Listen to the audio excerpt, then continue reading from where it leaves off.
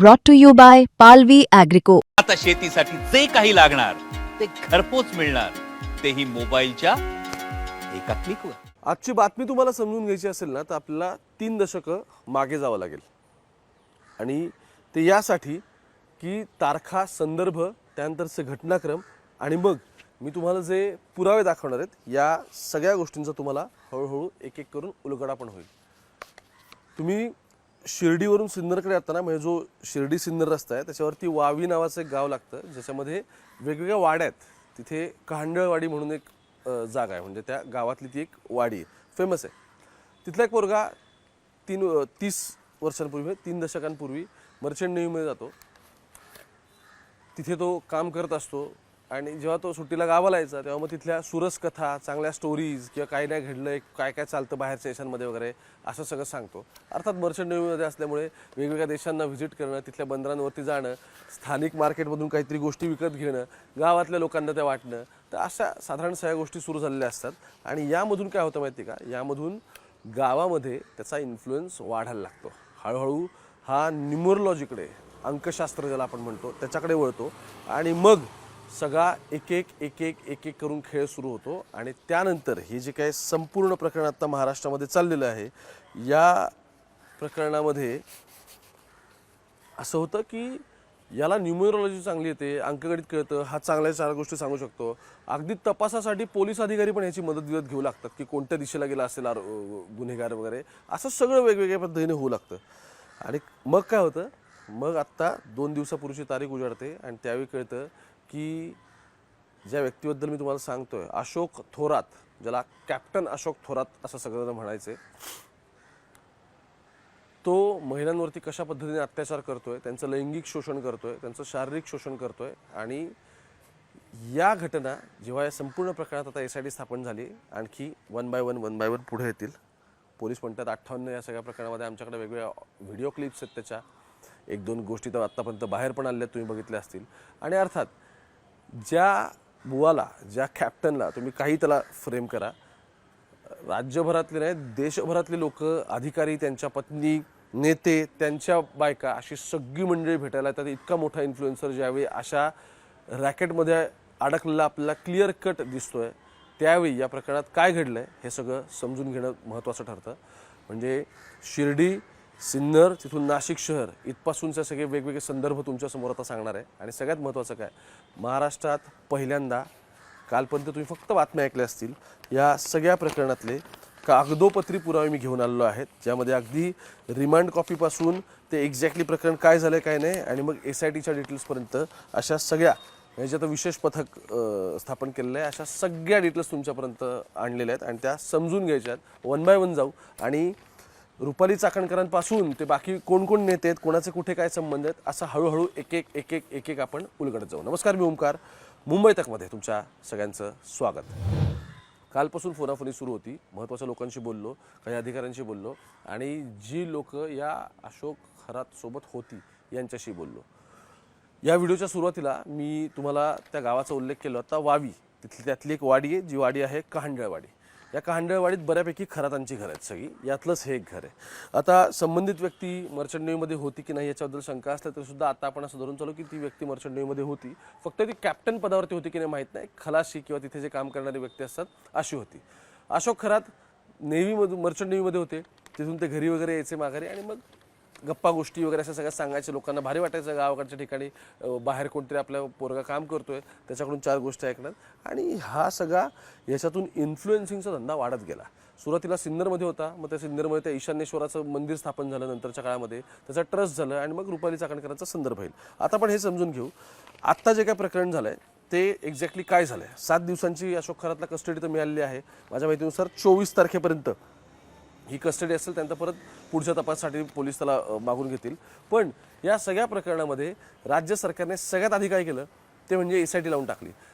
राज्य सरकारला, गृह खात्याला हे कळलं की याचा व्याप किती मोठा आहे आणि तो व्याप इतका मोठा असल्यानंतर त्यांना कळलं की एक विशेष पथकाची नंतरच्या काळात मागणी होईल, विरोधकांना मुद्दाच नको, आधीच SIT स्थापन करून टाकली, SITकडे हा सगळा तपास देऊन टाकला. आधी जे नाशिक पोलीस हा सगळा तपास करत होते, क्राईम ब्रांचकडे गेलेला होता, तो आता विशेष जे पथक आहेत ते करेल.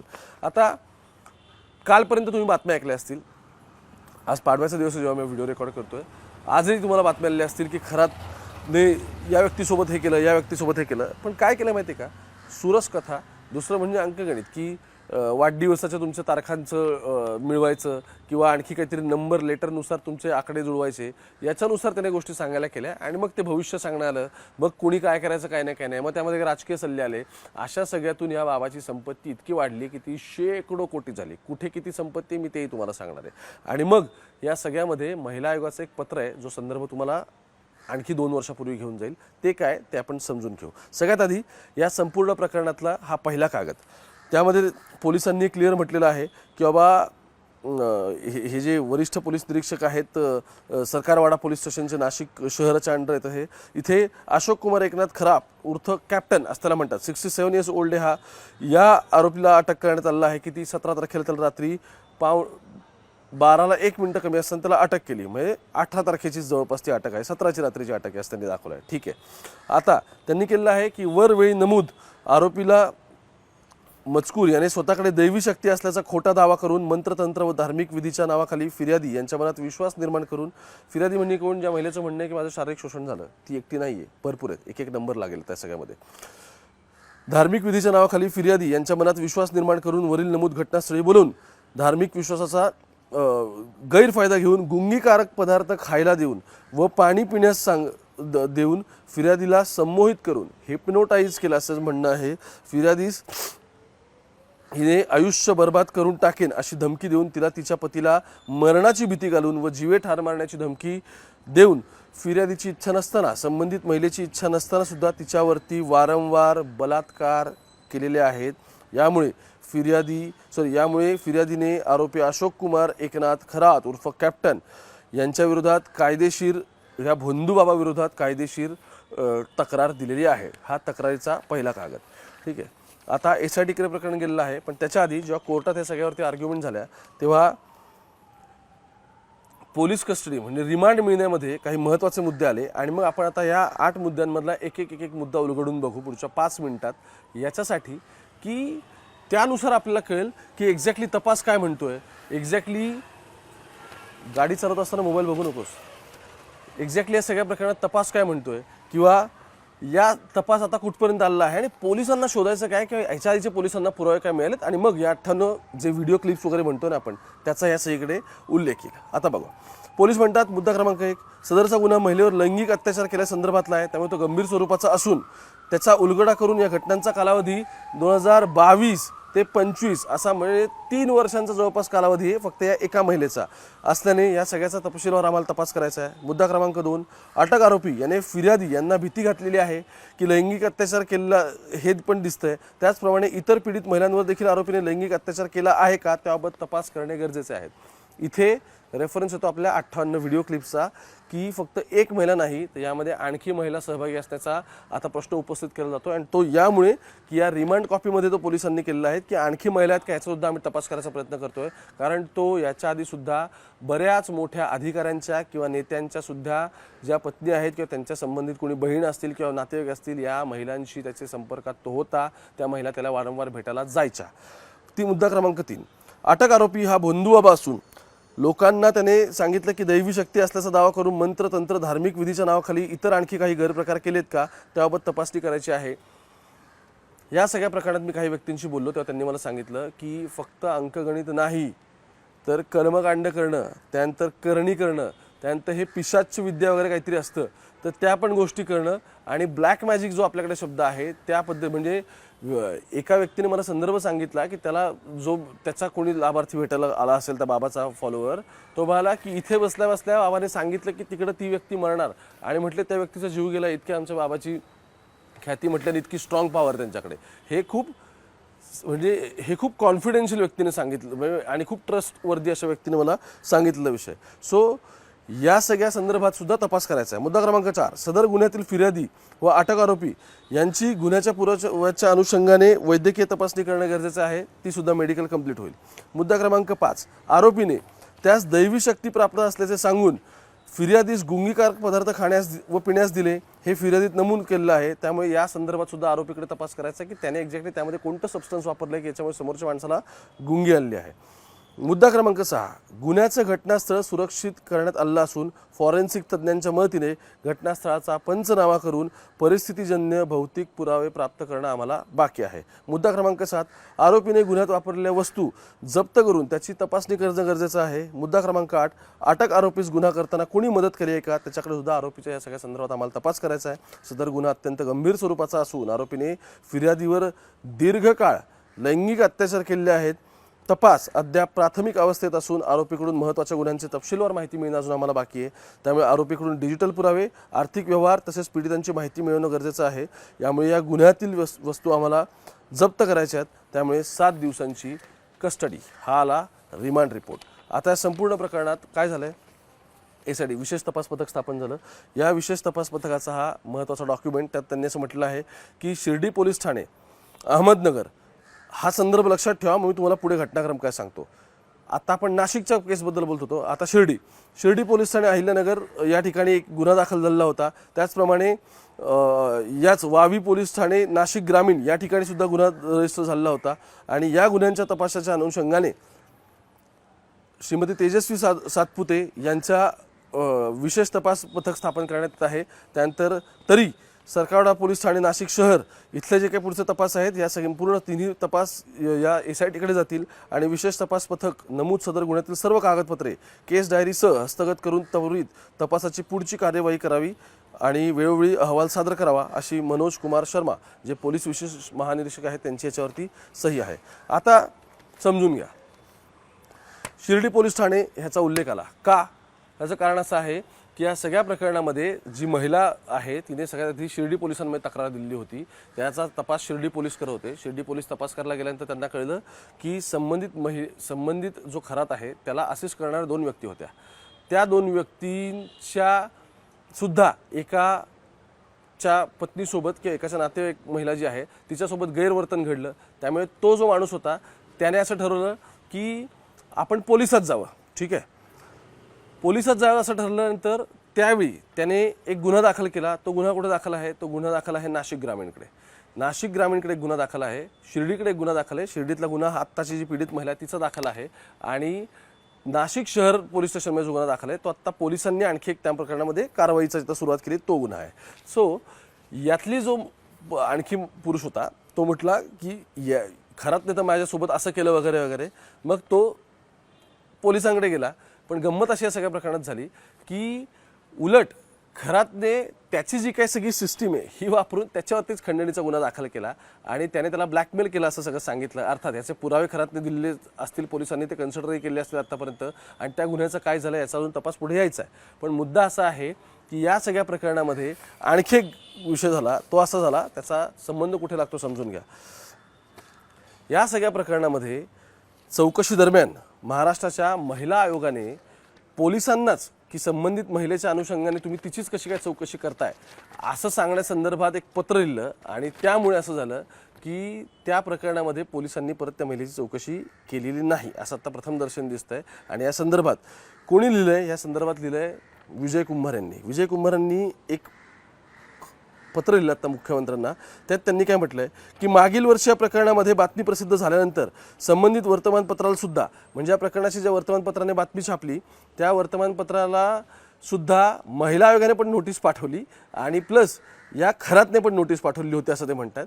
महिला आयोगाचं कदाचित यामध्ये म्हणणं असावं की ज्या महिलेसंदर्भातला हा विषय आहे तिचं नाव तुम्ही कदाचित डिस्क्लोज केलेलं असेल किंवा अशा कोणत्या गोष्टींच्या डिटेल्स तुम्ही बातमी दिलेल्या असतील ज्यावरून त्या महिलेची आयडेंटिटी डिस्क्लोज होती, म्हणून तुम्हाला खुलासा द्या असं तुम्हाला पत्र महिला आयोगाने दिलेलं असावं.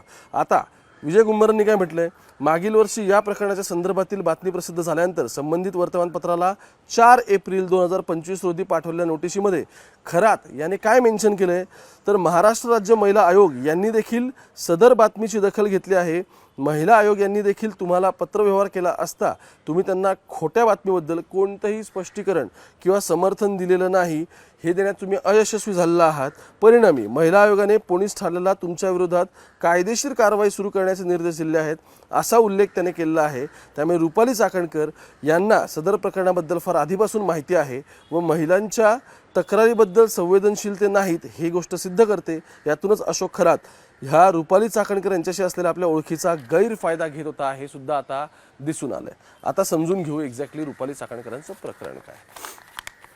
3 वेगवेगळे गुन्हे आहेत. हे आता SIT सगळे करेल हे सगळं ठीक आहे, पण समजून घ्या आधीच्या प्रकरणामध्ये जेव्हा एका वृत्तपत्राला या सगळ्यांमध्ये त्यांनी नोटीस इश्यू केलेली होती ती महिला आयोगाने नोटीस इश्यू केलेली आहे. आता महिला आयोगाने या संपूर्ण प्रकरणामध्ये नोटीस इश्यू करण्यासाठी एक्झॅक्टली काय कारण होतं याची स्पष्टता अजून महिला आयोगाने दिलेली नाही. पहिली गोष्ट.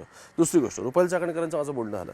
त्यांचं म्हणणं होतं की 2018-19 वगैरे साधारण आम्ही सगळ्यांना मी त्यांच्या संपर्कात आली आणि त्यानंतर मग माझे कुटुंबीय वगैरे काय असेल तर काही कार्यक्रमांना जसं की गुरुपौर्णिमा असेल तो चाकणकरांचा तुम्ही त्यांचा पाय वगैरे धुतानाचा व्हिडिओ समोर आला असेल, गुरुपौर्णिमा असेल किंवा महाशिवरात्री असेल, कारण महाशिवरात्रीला ईशान्येश्वर नावाचा जो ट्रस्ट आहे त्या ट्रस्टवरती रुपाली चाकणकर स्वतः सदस्य आहेत. त्यामुळे त्या महाशिवरात्रीला पण तिथे कार्यक्रमांना वगैरे जायचं हे त्यांनी सांगितलं. मग आता समजून घ्या. आता स्क्रीनवरती तुम्हाला एक कागद येईल आणि ह्याच्यावरती लिहिलं आहे की भावपूर्ण श्रद्धांजली दशक्रिया विधी. दशक्रिया विधी कोणाचा आहे? कैलासवासी एकनाथ त्र्यंबक खरात. म्हणजे कोण? तर अशोक खरात यांचे वडील. इथे त्यांनी असं लिहिलं आहे की दशक्रिया विधी शनिवार 25/11/2017 सकाळी 8 वाजता. म्हणजे कधी? 2017चा आहे हा, 17ला आहे. आणि त्यावेळी खाली जी सगळ्यांची नावं लिहिली आहेत त्याच्यामध्ये सगळ्यांची नावं आहेत. आणि इंटरेस्टिंगली या सगळ्यामध्ये जे ईशान्येश्वर परिवार आहे त्या ईशान्येश्वर संपूर्ण परिवार सिन्नर जे आहे त्या परिवारावरती हीच सई खरात मंडळी आहेत. यातलेच हे कोणतरी खरात आहेत की ज्यांचा एकनाथ त्र्यंबक खरात ज्यांचा ह्याच्यामध्ये त्यांचं दुर्दैवी निधन झालेलं आहे. आणि त्याच्यामध्ये खाली तुम्हाला रुपाली चाकणकर ह्या त्या ट्रस्टच्या सदस्य आहेत हे दिसून जाईल. म्हणजे काय की जर रुपाली चाकणकर 18-19 त्यांच्या संपर्कात असं म्हणत असतील तर 17लाच त्या ट्रस्टवरती कशा या प्रश्नाचं उत्तर चाकणकरांनी द्यावं. दुसरं, चाकणकरांनी त्यांचे तुम्हाला व्हिडिओ असतील, तुम्हाला आणखी काही लोकांसोबत त्यांचे व्हिडिओ दिसतील ते काय करतात काय नाही हे पण सगळं दिसेल. पण काही प्रश्न अजून या सगळ्यामध्ये अनुत्तर येतील. ते काय आहेत तर याच्या आधी पोलिसांनी काय केलं होतं त्याची लुकआउट नोटीस पण काढलेली होती की बाबा हा कुठे पळून जाऊ नये म्हणून. त्याला प्रॉपर पोलिसांनी सर्व्हिलन्स केलेला होता हे पण सगळं दिसत होतं. पण मूळ मुद्दा असा आहे की त्याच्या ज्या लोकांसोबत प्रॉपर्टीज आहेत तो ज्या लोकांच्या संपर्कात होता, ज्यांच्या इन्फ्लुएन्स खाली आशीर्वादाने तो हे सहकार होता, यांच्यावरती पोलीस कारवाई करणार आहेत का? कारण पोलीस तपासामध्ये अजून अशा कोणत्याही व्यक्तीचं नाव समोर आलेलं नाही आहेत. बाकी सगळी नावं सगळे फोटो हे फक्त खरात ज्यांना कोणाला भेटला किंवा जे कोण लोक खरातला भेटायला गेले त्यांच्या संदर्भातले फक्त फ्लॅश होत आहेत फोटो. बाकी डिटेल मात्र या सगळ्या प्रकरणातल्या कोणाच्या अजून पोलिसांनी रिकवर केलेलं नाही आहेत. आता ट्रस्टचा विषय झाला, दशक्रिया झाला, रुपाली चाकणकरांचं काय म्हणणं आहे कळलं. पण मूळ मुद्दा सगळ्यात यामध्ये काय राहतो ते म्हणजे SIT फॉर्म तर झाली, पण याच्या आधीची जी तक्रार होती ज्यामध्ये महिला आयोगाने नोटीस इश्यू केलेली दिसते त्या वृत्तपत्राला, ते प्रकरण काय आहे याच्यावरती पण रुपाली चाकणकरांनी पडदा न टाकता उलट समोर येऊन बोलणं आवश्यक आहे. कारण खरातशी संदर्भात एखादं प्रकरण असेल तर त्या प्रकरणामध्ये महिला आयोगाने इंटरफेअर का केलेलं आहे, जुनं प्रकरणामध्ये त्यांनी नोटीस का इश्यू केलेली आहे हे त्यांनी क्लिअरली येऊन सांगितलं पाहिजे. आणि जर खरात आणि तुमचे काहीच संबंध नसतील किंवा फक्त तेवढेच रिलिजियस जे काय तुम्ही असं सांगताय किंवा तेवढ्यापुरतेच या सगळ्या प्रकरणात संबंध आहेत तर त्याबद्दलही चुप्पी साधण्यापेक्षा उलट तुम्ही तुमची बाजू काय हे स्पष्ट केलं पाहिजे. कारण आत्ताच्या घडीला जे काही सगळं फिरतंय हे चाकणकरांच्या भोवती नाही आहे, तर हे एकनाथ शिंदे, राधाकृष्ण विखे पाटील, कोणी तुम्ही नाव घ्या मंत्र्यांची, अगदी केंद्रीय गृहमंत्र्यांपासून सगळ्यांचे वेगवेगळे फोटो आणि सगळ्यांचे असं दिसतंय. खूप सारे अधिकारी याच्यामध्ये इन्व्हॉल्व आहेत असं दिसतंय. त्यामुळे या बाबाला सगळीजण भेटायला येत असतील वगैरे हे सगळं महत्त्वाचं आहे का? तर हे महत्त्वाचंच आहे. पण मुद्दा असा आहे त्यांचं नाव वापरून, त्यांचे फोटो वापरून आणि त्यांचा इन्फ्लुएन्स वापरून ह्याने आणखी किती जणांसोबत ही दुष्कर्म केलेली आहेत या गोष्टीसुद्धा समोर येणं महत्त्वाचं आहे. मी लक्ष ठेवून या सगळ्यावरती तपासात काय घडतं ते पण तुम्हाला सांगायचं आहे. त्यामुळे फक्त चर्चा कसली आहे, फ्लोट काय होतं आहे आणि अरे ह्याच्यासोबत फोटो त्यासोबत फोटो आहे त्याच्या पलीकडे जाऊन मी नेहमीप्रमाणे तुमच्यासमोर पुरावे घेऊन आलो आहे आणि याच प्रकरणातले आणखी तपास कुठे राहतो हे पण तुमच्यापर्यंत पोहोचवायचं. तोपर्यंत मुंबई तक बघत राहा. कॅमेरा पर्सन गोपाळसोबत मी ओमकार थेट पुण्यावरून.